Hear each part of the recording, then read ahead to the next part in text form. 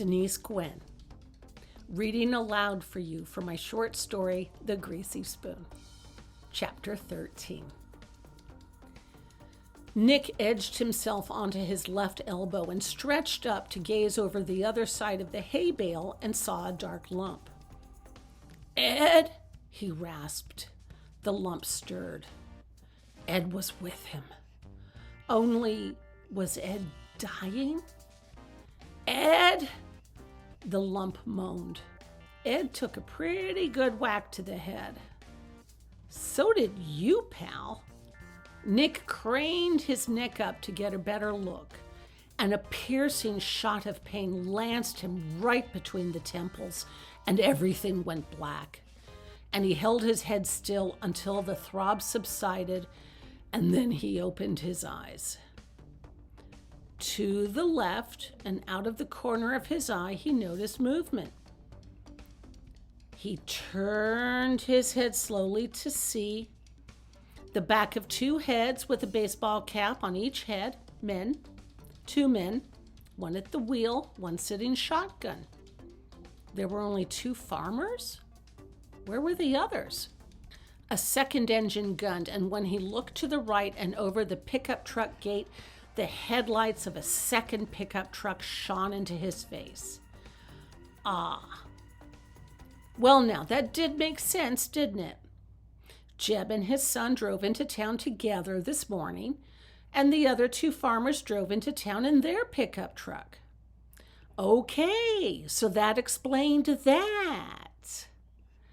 Boy, oh boy, Nicky, you fucking genius. Nothing gets past you, does it? No, indeed, he was a smart cookie. Ha! If he was so smart, then what the fuck was he doing in the back of a pickup truck, huh? Well, let's focus on the moment, shall we? He ran through his options. It was kind of too bad he was on the yellow line side of the road, because even if he could throw himself out of the truck and over the wheel well, he might end up rolling straight into the path of a semi thundering past in the opposite direction and turn into a blood pancake. And that would be bad. No shit, Sherlock.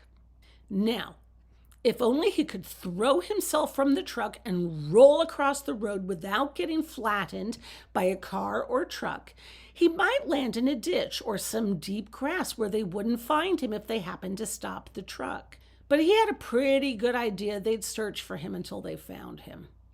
Only, what if he did manage to roll across the road and dive into a ditch without getting flattened? He could run or hitchhike back into town and call for help. And did he have his cell phone on him?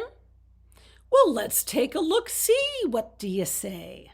He kept his cell phone in his right pants pocket. And as he traced his right hand up and down his right hip, his fingers touched only smooth pants. Okay, so his cell phone was not on his person. His wallet? He checked the back pants pocket and, oh, what a surprise. Well, heck, Wally, what do you know? Why, his wallet was gone too. The chuckles never stop, folks. Ah, he said, so there went that fine idea. Okay, so if he didn't have a phone on him, he couldn't call. But that wasn't really an issue, for he could probably hobble his way to some friendly person's house and ask them to call 911. Sure, he could do that, couldn't he? He'd leave Ed behind if he did this. And while he knew perfectly well that if their roles were reversed, Ed wouldn't hesitate to abandon him, still, he felt a pain of guilt at the idea. Why don't I just fling myself out of this truck? He struggled to shift to a seated position, and the skin of the right ankle shivered in agony. The skin felt red and raw. He looked down at his feet. Someone had wrapped a dog collar around his right ankle and then looped a chain through the dog collar loop, and the chain link was welded into the truck bed, and the friction of movement had rubbed the skin raw on the inside of the leather collar. Ah. So the farmers really did think this one through, didn't they?